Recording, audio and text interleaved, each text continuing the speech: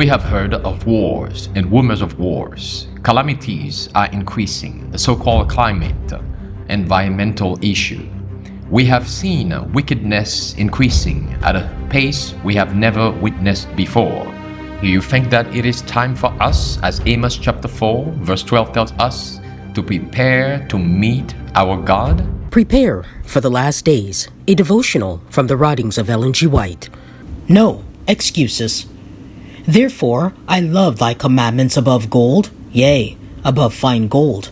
Therefore, I esteem all thy precepts concerning all things to be right, and I hate every false way. Psalm 119, verse 127 through 128. God will never give up his rightful claim. He will never cease to command, however you may be determined to refuse to obey. And if you die following your own will, refusing the will of God, he will eventually justify the reasonableness of your condemnation before the assembled universe. Not one of the countless millions of the human family will stand alone before God, pleading that he has done all that he could to comply with the conditions of salvation revealed in his word, and yet they are unsaved. Everyone who fails to obtain the immortal life will be self-condemned, with not an excuse to offer before God. When the sin-cursed earth is purified from every stain of sin, when the Mount of Olives is rent asunder and becomes an immense plain, when the holy city of God descends upon it, the land that is now called the Holy Land will indeed become holy. The judgment scene will be held in the presence of all the worlds, for in this judgment the government of God will be vindicated, and his honor, his law, stand forth as holy, just, and good. Then every case will be decided, and the judgment sentence passed upon the whole world. Sin will not then appear attractive, but will be seen in all its hideous magnitude. Then will be seen the relation in which we stand to God and to each other.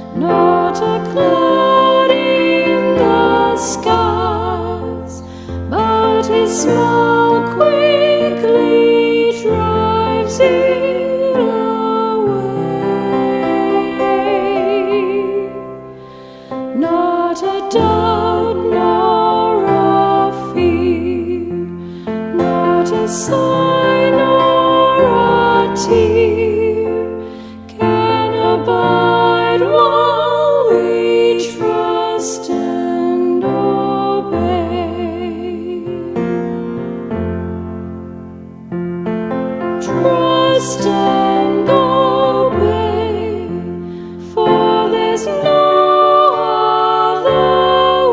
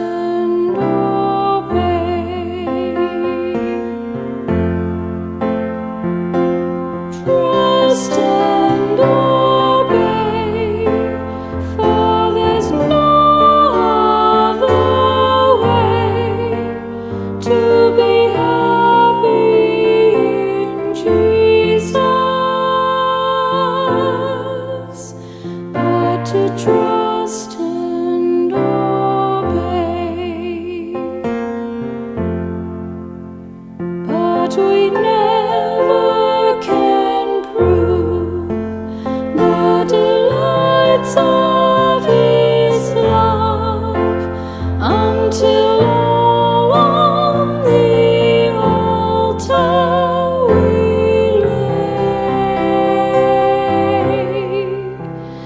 For the favor He shows and the joy He bestows are for them who will trust and obey.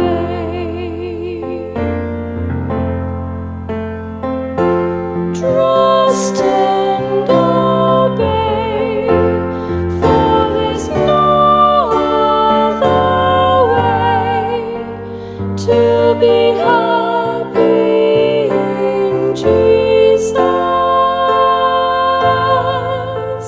but to trust and obey.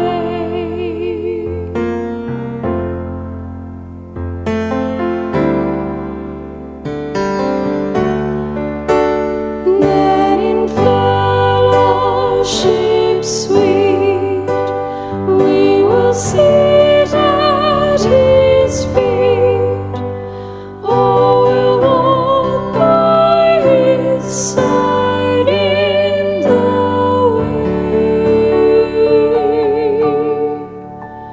What He says we will do, where He sends we will go. Never fear, only trust and obey.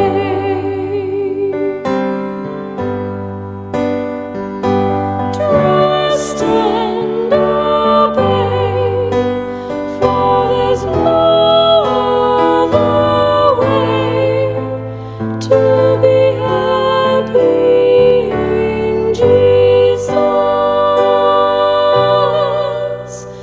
but to trust and obey.